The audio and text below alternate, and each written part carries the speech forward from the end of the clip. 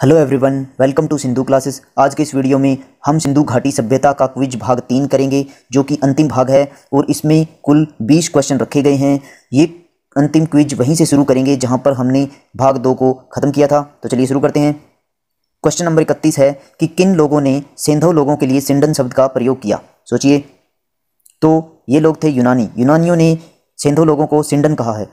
हड़प्पा के जो लोग थे वो प्रथम कपास उत्पादक थे, इसी वजह से यूनानियों ने इन्हें सिंडन कहा, अर्थात सिंधु नदी के आसपास रहने वाले और कपास उत्पादन करने वाले। इसके अलावा अगर आप देखें तो मेसोपोटामिया की सभ्यता के लोगों ने सिंधु लोगों के लिए मेलुहा शब्द का प्रयोग किया है। मेलुहा का अर्थ होता है कि नाविकों का देश, यानी कि सिंधु लोगों को वो नाविकों के देश के निवासी मानते थे। और इससे समुद्री यात्रा का पता चलता है सिंधु लोगों के बारे में कि वो समुद्री यात्रा और व्यापार में कितने पारंगत थे। इसके बाद देखें तो मेसोपोटामिया में ओमान के लिए भी एक शब्द मिलता है। यहाँ के लेखों में लिखा गया है इसे मगान, तो ओमान को मगान लिखा है मेसोपोटामिया के लेखों में। इसके बाद देखिए क्वेश्चन नंबर 32 कहता है सिंधु लोगों का सिंचाई का साधन क्या था। सोचिए, तो देखिए सिंधु लोगों के जो सिंचाई का साधन था वो मेनली छोटे छोटे बांध बनाए जाते थे। तो ऑप्शन बी हो गया। ये बांध जब बना दिए जाते थे उसके बाद जो जल स्तर बढ़ने से बाढ़ पैदा होती थी और जितनी भूमि सिंचित होती थी उसी में कृषि की जाती थी। हड़प्पा सभ्यता के लोगों को नहरों का ज्ञान नहीं था, नहर प्रणाली से परिचित नहीं थे। सिर्फ एक इसका अपवाद मिलता है जो कि है सोरतघई। सोरतघई अफगानिस्तान में है और यहाँ पर नहरों के कुछ अवशेष मिले हैं। इसके अलावा एक स्थान है धोलावीरा, गुजरात में है धोलावीरा, यहाँ पर जलाशयों का प्रयोग के अवशेष मिले हैं कि ये जलाशयों का प्रयोग कृषि के लिए करते थे। अगर हम देखें पंजाब और सिंध क्षेत्र में तो वहाँ पर नहरों का कोई भी उल्लेख नहीं मिलता। इसके बाद क्वेश्चन नंबर 33 है सिंधु सभ्यता का सबसे लोकप्रिय पशु कौन सा था। सोचिए, तो ये पशु था वृषभ। वृषभ सिंधु सभ्यता का सबसे लोकप्रिय पशु था। मोहरों पर किए गए रेखांकन यह दर्शाते हैं कि इन लोगों को वृषभ के बारे में पता था और इसी आधार पर पुरातत्वविद यह मानते हैं कि खेत जोतने के लिए बैलों का प्रयोग सिंधु लोग करते थे। वृषभ इनका धार्मिक पशु भी था, धार्मिक महत्व भी वृषभ का देखने को मिलता है। इसके बाद जब हम वैदिक सभ्यता पढ़ेंगे तो वैदिक सभ्यता में लोकप्रिय पशु वृषभ नहीं बल्कि गाय हो जाएगा।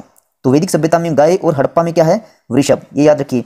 इसके अलावा अगर आपने जैन धर्म के बारे में थोड़ा पढ़ा हो तो आपको पता होना चाहिए जो इनके प्रथम तीर्थंकर थे उनका नाम था ऋषभ देव। तो ऋषभ देव या इनको आदिनाथ भी कहते हैं। तो आदिनाथ या ऋषभ देव इनका जो प्रतीक चिन्ह था वो भी वृषभ ही था। तो ये दोनों बातें याद रखिए, वृषभ आदिनाथ का प्रतीक चिन्ह भी था और हड़प्पा सभ्यता के लोगों का लोकप्रिय पशु भी था। उसके बाद अगला क्वेश्चन देखिए सिंधु सभ्यता के लोग सर्वाधिक किस धातु का प्रयोग करते थे। सोचिए, तो ये लोग तांबे धातु का प्रयोग करते थे। कांसा धातु भारत के इतिहास में पहली बार प्रयोग किया गया था हड़प्पा सभ्यता के समय, इसी कारण इसको कांस्य युगीन सभ्यता कहा गया। लेकिन अगर क्वेश्चन आता है कि सर्वाधिक किस धातु का प्रयोग हुआ तो ऑप्शन सही होगा तांबा, क्योंकि तांबा सबसे ज्यादा प्रयोग होता था। कांसा बनाने के लिए आपको टिन चाहिए और हड़प्पा सभ्यता के लोग टिन अफगानिस्तान से लेके आते थे जो कि काफी दुर्गम इलाका था, तो इसीलिए सबसे ज्यादा तांबे का प्रयोग होता था। इसके बाद हम देखें तो कुछ रासायनिक विश्लेषण ये दर्शाते हैं कि मेसोपोटामिया जो सभ्यता है, मेसोपोटामिया और ओमान में जो तांबा मिला है उस तांबे में निकल के अंश पाए गए हैं जो कि हड़प्पाई पुरावस्तुओं में भी मिलते हैं। तो इससे इन जो सभ्यताओं के बीच व्यापार का एक संकेत मिलता है, ये भी आप ध्यान रख सकते हैं। तो निकल की उपस्थिति के कारण इनका एक साझा उद्भव की ओर संकेत भी है। सिंधु लोगों ने माप तोल के लिए बाट बटकरों को कितने के गुणांक में बनाया। सोचिए, तो ये इन्होंने बनाया था 16 के गुणांक में। देखिए, आप जो भी इसका सोचते हैं आंसर वो कॉपी में लिखिए और क्विज के एंड में इसको मैच कीजिए कि आपने कितने सही किए और कमेंट सेक्शन में भी लिखिए कि आपका क्या स्कोर रहा। तो देखिए 16 के गुणांक में ये बाट बटकरे थे और ये मेनली चरट पत्थर के बनाए जाते थे और इनको जो छोटे बाट हैं वो इतनी बारीकी से बनाए गए हैं कि वो मनके और आभूषण को बिल्कुल एक्यूरेट माप सकते थे। और ये घन आकार के थे, मतलब घनाभ नहीं, घन आकार के, मतलब बिल्कुल जैसे जितनी ऊंचाई थी उतनी ही इसकी लंबाई देखने को मिलती है और उतनी ही इसकी चौड़ाई भी देखने को मिलती है। तो ये घन आकार के थे। और इसके अलावा देखें तो धातु के बने हुए तराजू के जो पलड़े हैं, जैसे एक तराजू होता है उसके पलड़ों के साक्ष्य भी यहाँ पर हड़प्पा सभ्यता में मिले हैं। इसके बाद देखिए पशुपति शिव की पहचान किसने की थी। सोचिए, तो ये की थी जॉन मार्शल ने। जॉन मार्शल 1902 से 1928 के बीच में जो भारतीय पुरातात्विक सर्वेक्षण है यानी कि ASI archaeological survey of India, इसके डायरेक्टर जनरल थे, DG थे। तो इन्होंने क्या बताया कि जो हमने एक मोहर देखी थी जिसमें बीच में एक योगी है और उनके चारों तरफ जो 4 पशु है, यहाँ पर हाथी, नीचे बाघ और दाईं साइड इनके बना हुआ था गेंडा बना हुआ था और फिर नीचे था भैंसा। तो इस जो योगी की तस्वीर है, इनमें योगी जी को पशुपति शिव कहा। इन्होंने इस बात की पुष्टि की कि एक मोहर जो ये हमने देखी, इसके अंदर ये जो बीच के योगी हैं, ये हिंदू धर्म के देवता पशुपति शिव हैं, ऐसा जॉन मार्शल का मानना था। और इसके अलावा अगर आप देखें तो ASI जो है आर्कियोलॉजिकल सर्वे ऑफ इंडिया, इसकी स्थापना 1861 में की गई थी, ये भी ध्यान रखिए। और ये कनिंघम ने की थी, अलेक्जेंडर कनिंघम, इनको आर्कियोलॉजिकल सर्वे ऑफ इंडिया के फादर माना जाता है। तो सिंधु सभ्यता का सर्वाधिक घनिष्ठ व्यापारिक संबंध किस देश से था? क्वेश्चन नंबर 37 सोचिए। तो ये माना जाता है मेसोपोटामिया से। मेसोपोटामिया से सबसे ज्यादा घनिष्ठ व्यापारिक संबंध था इन लोगों का। इसका क्या कारण था? क्योंकि अगर देखें तो मेसोपोटामिया के लेखों में बहुत सी ऐसी वस्तुओं का उल्लेख मिलता है जो कि मेलुहा देश से आती थी। और मेलुहा आप जानते ही हैं कि हड़प्पा लोगों को कहा जाता है। जैसे कार्नेलियन पत्थर, लाजवर्द पत्थर, तांबा, सोना, इन चीज़ों का उल्लेख मिलता है। और बहुत सी मोहरें हैं जो मेसोपोटामिया में मिली हैं हड़प्पा सभ्यता की, और हड़प्पा सभ्यता में मेसोपोटामिया की मोहरें मिली है। और अब आपको मेसोपोटामिया के बारे में थोड़ा बताता हूँ। ये दजला और फहरात नदियाँ जो कि इराक में हैं, इसके बीच बसी हुई एक सभ्यता थी। इनकी 2 नदियों के बीच, यूनानी भाषा में इसको मेसोपोटामिया कहते हैं, जो 2 नदियों के बीच हो। दजला जो आज के समय टिग्रिश कहलाती है, इसी के किनारे जो इराक की वर्तमान राजधानी है बगदाद, वो भी है। तो बगदाद टिग्रिश नदी के किनारे, और फहरात को आज कहते हैं यूफ्रेटस, तो EUPHRATES, यूफ्रेटस। तो इन 2 नदियों के बीच में ये बसी हुई सभ्यता थी मेसोपोटामिया। तो ये ध्यान रखिए। इसके बाद देखिए, किस स्थल से भवन निर्माण में कच्ची ईंटों का प्रयोग हुआ था? तो कौन सा स्थल था जहां पर कच्ची ईंटों के भवन बनाए गए थे? सोचिए। तो ये स्थल था कालीबंगा। कालीबंगा का नाम कालीबंगा क्यों पड़ा आप जानते होंगे, चलिए बताता हूं। काली चूड़ियों के साक्ष्य यहां मिले थे, तो इसी कारण इसको कालीबंगा कहा गया। यहाँ के जो ईंटों के मकान हैं वो कच्ची ईंटें थी, और आमतौर पर हड़प्पा स्थल की जो ईंटें थी वो पक्की ईंटों का यूज हुआ था। और जो कालीबंगा है, इसमें जुते हुए जो खेत हैं वो भी, उसके भी साक्ष्य कालीबंगा में मिले थे, ये भी ध्यान रखिए। और एक इंटरेस्टिंग बात ये भी है कि जो कालीबंगा और लोथल है, ये 2 ऐसे स्थल है, कालीबंगा और लोथल, जहां पर कि अग्निकुंड मिले हैं। अग्निकुंड, इससे क्या पता चलता है कि यहाँ पर हवन होता होगा। और लोथल और कालीबंगा से एक और चीज कॉमन मिली है, वो है युगम समाधि, यानी कि क्षत्रिय और पुरुष की एक साथ समाधि यहाँ पर देखने को मिलती है। तो ये साक्ष्य भी कालीबंगा में मिलता है। इसके बाद देखिए कि किस विद्वान ने आर्यों को सिंधु सभ्यता के पतन में महत्वपूर्ण कारण बताया था? सोचिए। तो ये विद्वान थे व्हीलर। और व्हीलर जो है आर्कियोलॉजिकल सर्वे ऑफ इंडिया के डायरेक्टर जनरल बने थे 1944 में। ये मैं ऐसे आपको बता रहा हूँ, एक्स्ट्रा नॉलेज है, शायद ये चीज़ें ना पूछी जाए। तो ये जो व्हीलर साहब थे, इनका मानना ये था कि हड़प्पा से मिलता जुलता एक शब्द मिला है हरियूपिया। हरियूपिया ये ऋग्वेद में मिला है, हरियूपिया। और एक शब्द मिला है पुर का अर्थ होता है गढ़ या किला। ये 2 शब्द मिले हैं जो ऋग्वेद में। और एक देवता है पुरंदर, जिसको इंद्र कहते हैं, पुरंदर। तो पुरंदर का अर्थ होता है किलों को तोड़ने वाला। तो इसी से इन्होंने अनुमान लगाया कि किलों या गढ़ में रहने वाले हड़प्पावासी थे, और इन्हीं को आर्यों ने, इनके गढ़ों को तोड़ा होगा। तो इस सभ्यता का विनाश आर्यों ने किया। लेकिन विद्वानों ने इन साक्ष्यों को शुरू से खारिज कर दिया। कारण क्या है कि कार्बन डेटिंग की जो रिपोर्ट है वो बताती है कि हड़प्पा सभ्यता 1750 ईसा पूर्व में पतन कर जाती है, और आर्यों का जो आगमन होता है वो 1500 ईसा पूर्व से पहले का कोई भी साक्ष्य नहीं मिलता। ये जो 1500 ईसा पूर्व का साक्ष्य है, ये साहित्यिक स्रोत ऋग्वेद से पता चलता है।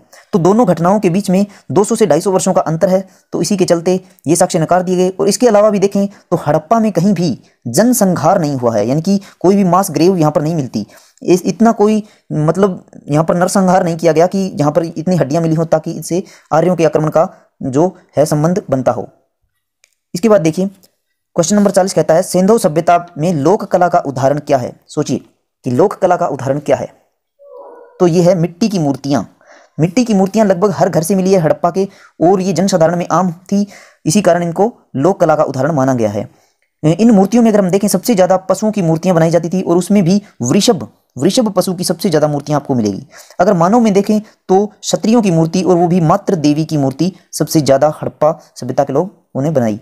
पत्थर की जो मूर्तियां थी वो ना के बराबर मिली हैं, और धातु की एक मूर्ति मिली है जो कांसे की है, और ये है नर्तकी की मूर्ति। इसके बाद देखिए मिट्टी के बने अन्नागार के प्रयोग के साक्ष्य कहां से मिले हैं? सोचिए। तो ये मिले हैं आमरी से। आमरी से अन्नागार पाया गया है, और ये प्री हड़प्पा प्री हड़प्पा का जो साक्ष्य है, यानी कि विकसित हड़प्पा से पहले, जिसको हम आरंभिक हड़प्पा भी बोलते हैं, तो उसका ये साक्ष्य है अन्नागार। इसके अलावा आरंभिक हड़प्पा के कुछ और भी साक्ष्य हैं, जैसे मेहरगढ़। मेहरगढ़ से क्या मिला था प्री हड़प्पा का? यहाँ पर सुदूर के व्यापार का साक्ष्य मिला है, क्योंकि यहाँ पर वो चीज़ें नहीं पाई गई जो इस क्षेत्र की थी ही नहीं। मेहरगढ़ जो बलूचिस्तान में है, पाकिस्तान में, वहाँ पर ऐसी चीज़ें मिली जो मेहरगढ़ की नहीं है। तो इससे ये जो निष्कर्ष निकाला गया कि यहाँ पर सुदूर व्यापार होता था। इसके अलावा सिंध क्षेत्र में एक स्थल मिला है कोट दीजी, जो सिंधु नदी के किनारे है। तो इस कोट दीजी में ऊंची दीवारों के साक्ष्य मिले हैं, ये भी आरंभिक हड़प्पा के साक्ष्य हैं। और इसके अलावा मुंडी गाक, हाँ मुंडी गाक जो है, मुंडी गाक अफगानिस्तान में है, यहाँ पर मातृ देवी की मूर्तियां मिली है, ये भी आरंभिक हड़प्पा काल की हैं। तो ये सब आप ध्यान रख सकते हैं। वैसे मैं ये बता चुका हूँ, रिपीट कर दिया है मैंने यहाँ पे। इसके बाद देखिए क्वेश्चन है 42, कहता है कृषि अधिशेष की स्थिति किस काल में देखने को मिलती है? सोचिए। तो सबसे पहले ये समझिए कृषि अधिशेष का अर्थ क्या होता है। इसका अर्थ होता है कि अपनी आवश्यकता से अधिक फसल का उत्पादन करना। तो जो कृषक होते थे वो अपनी आवश्यकता का अन्न रखने के बाद इसको नगरों में बेच देते थे। तो ये हड़प्पा काल में भी देखने को मिलता है। उसके बाद ऋग्वेदिक और उत्तर वैदिक काल में ऐसा कुछ भी नहीं देखने को मिलता। उसके बाद आता है महाजनपद काल, तो यहाँ पर भी कृषि अधिशेष देखने को मिलता है। तो इसका ऑप्शन डी सही है। दोनों ही क्षेत्र से कृषि अधिशेष की जानकारी मिलती है और दोनों ही क्षेत्रों में नगरों का विकास हो चुका था। उसके बाद देखिए हड़प्पा सभ्यता का कौन सा स्थल किस नदी के किनारे था, ये मिलान करना है। तो चलिए करते हैं मिलान। रोपड़ पंजाब में है और ये सतलज नदी के किनारे है। और रोपड़ से एक मुद्रांकन मिला है। मुद्रांकन मिट्टी का बना हुआ है। मुद्रांकन का अर्थ है कि वही जो मैंने आपको बताया था कि थैले के ऊपर जो गांठ लगा के और मिट्टी के ऊपर जो मोहरों की छाप बनाई जाती थी, वो मिट्टी की छाप यहाँ पर मिली है। उसके बाद है मांडा या मांडा, तो ये चेनाब नदी के किनारे है, जम्मू कश्मीर में, हम बात कर चुके हैं। और ये सबसे उत्तरी मांडा जो है वो हड़प्पा सभ्यता का सबसे उत्तरी स्थल था। चुन्हू दड़ो सिंधु नदी के किनारे। और चुन्हू दड़ो, मैंने आपको चुन्हू दड़ो से रिलेटेड दो बातें बताई थी, चुन्हू दड़ो लोथल और एक क्षेत्र है धोलावीरा। हाँ, तो धोलावीरा, ये तीन क्षेत्र ऐसे हैं जहां पर जो पत्थर में जो छेद करते हैं वो औजार यहाँ पर मिले हैं। यानी कि शिल्प कला का केंद्र था चुन्हू दड़ो, लोथल और धोलावीरा। पत्थरों की घिसाई पॉलिश वगैरह यहाँ होती थी। उसके बाद आलमगीरपुर, ये हिंडन नदी के किनारे था।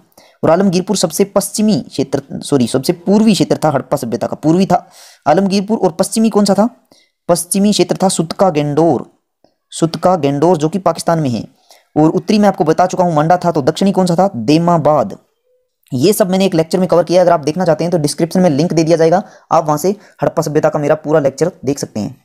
उसके बाद अगला क्वेश्चन देखिए, किस हड़प्पा स्थल के भवन पत्थरों के बने थे? सोचिए, किस हड़प्पा स्थल के भवन पत्थरों के बने थे?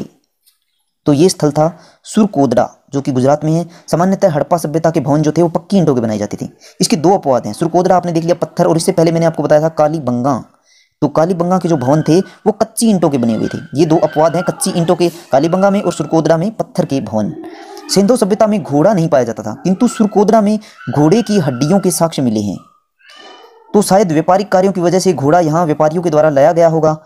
और यहाँ पर लोथल जितना तो नहीं, लेकिन फिर भी यहाँ पर बंदरगाह के कुछ साक्ष्य भी मिले हैं सुरकोदरा में।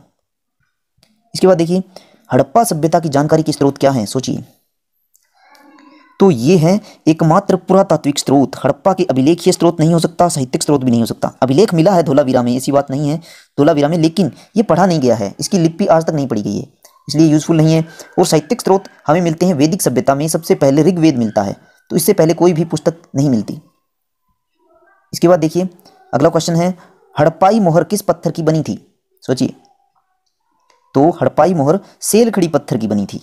चरट पत्थर से बाट बनाए जाते थे, ये हम जिक्र कर चुके हैं। कार्नेलियन एक लाल पत्थर होता है और जेस्पर भी एक प्रकार का पत्थर है जिससे मनके वगैरह बनाए जाते थे। तो सेलखड़ी पत्थर से ही मोहरें क्यों बनाई जाती थी, क्या आप जानते हैं?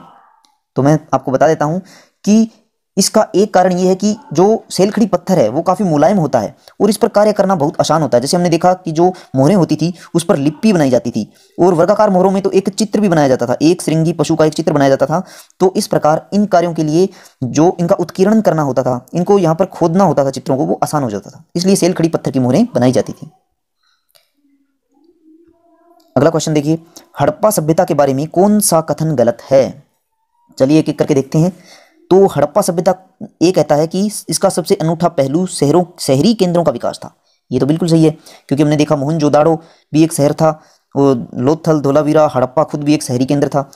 उसके बाद है बस्तियां दो भागों में विभाजित थी, एक छोटा लेकिन ऊंचा और दूसरा बड़ा लेकिन नीचे बनाया जाता था। ये भी सही है, क्योंकि छोटा लेकिन ऊंचा, ये जो गढ़ी क्षेत्र था जहां पर खास लोग रहते थे, वो क्षेत्र दुर्गीकृत भी होता था, तो ये सही है, छोटा भी था वो। और दूसरा बड़ा और नीचा, ये भी सही है, ये पूर्वी क्षेत्र होता था जहां पर आम लोग रहते थे, तो ये भी सही है। अब देखते हैं ऑप्शन सी, जल निकास प्रणाली में नियोजन का अभाव, ये गलत है। तो हमारा आंसर यही है कि ये कथन गलत है, क्योंकि जल निकास प्रणाली तो बहुत ही नियोजित थी और गलियों के साथ साथ बनाई जाती थी और हर घर को इस जल निकास प्रणाली से जोड़ा गया था। चलिए ऑप्शन डी भी चेक कर लेते हैं। विशिष्ट सार्वजनिक परियोजनाओं हेतु माल गोदाम जैसी संरचनाओं को दुर्ग पर बनाया जाता था, तो ये सही है, क्योंकि हम देखेंगे मोहनजोदाड़ो में एक माल गोदाम और स्नानागार जो मिले हैं वो दुर्ग क्षेत्र में मिले हैं, तो ये भी सही है। इसके बाद देखिए, हड़प्पा सभ्यता के समकालीन मेसोपोटामिया सभ्यता के लेखों में दिलमुन शब्द का प्रयोग किसके लिए हुआ है? सोचिए, दिलमुन किसे कहा गया है मेसोपोटामिया सभ्यता में? तो ये कहा गया है बहरीन द्वीपों को दिलमुन कहा गया है, और मेसोपोटामिया में ओमान को मगान कहा गया है, मगान। और सिंधु लोगों को क्या कहा गया है? मेलूहा। आई थिंक अब तो आप नहीं भूलेंगे, क्योंकि मैंने बहुत बार रिपीट किया इसको, नाविकों का देश। तो ये सब प्रयोग किए गए हैं। और मेलूहा से बहुत सी वस्तुओं का उल्लेख भी मिलता है, जैसे कार्नेलियन पत्थर, लाजवर्द मणि, तांबा, सोना इत्यादि भी मेसोपोटामिया के साहित्यिक स्रोतों में लिखा गया है। और एक पक्षी का भी जिक्र किया गया है मेसोपोटामिया के, जो कि सिंधु सभ्यता से, शायद वो मोर पक्षी का नाम था, कुछ हाजा करके पक्षी का नाम लिखा गया था। इसके अलावा देखिए, अगला क्वेश्चन है, शिल्प उत्पादन हेतु कीमती माने जाने वाले नीले रंग के पत्थर लाजवर्द मणि के सबसे अच्छे स्रोत के निकट कौन सा हड़प्पाई स्थल था? सोचिए, तो ये स्थल था सोरतघई। सोरतघई से कुछ याद आया? यहां पर नहरों के कुछ अवशेष मिले थे, जो कि पंजाब और सिंध क्षेत्र में कहीं भी नहीं मिलते। इसके अलावा देखिए, नागेश्वर और बालाकोट, ऑप्शन ए और बी में मैंने लिखा है, इसके बारे में आपको फिर रिपीट कर देता हूं। नागेश्वर गुजरात में है और बालाकोट पाकिस्तान में है, और ये अरब सागर के काफी करीब थे। तो यहाँ पर शंख से बनी हुई वस्तुओं के अवशेष मिले हैं, जैसे करछियां हैं और करछियां, पचकारियां और ऐसी कुछ चीजें मिली हैं, चूड़ियां हो गई, तो ये शंख की बनी हुई थी। इसके अलावा रोपड़ तो मैंने आपको बता दिया, ये सतलज नदी के किनारे पंजाब में था, और यहाँ से एक मुद्रांकन मिला था जिस पर 2 मोहरें बनी हुई थी, मिट्टी का मुद्रांकन था। तो इस प्रकार चीजों को जोड़ के पढ़ना सीखिए। अगला क्वेश्चन है, हड़प्पा सभ्यता के लोग तांबा प्राप्ति के लिए किस क्षेत्र पर निर्भर थे? सोचिए, तो ये था खेतड़ी क्षेत्र, खेतड़ी जो कि राजस्थान में है, और आज भी भारत में यहाँ से तांबा काफी निकाला जाता है। कोलार से सोना निकाला जाता है, तो हड़प्पावासी ऐसा माना जाता है कि कोलार से भी सोना निकालते थे। रोजदी, और ये रोजदी ये मादर नदी के किनारे है, और ये गुजरात में है। राखीगढ़ी ये घग्गर नदी के किनारे है, जैसे कालीबंगा है वैसे ही ये भी घग्गर नदी के किनारे है।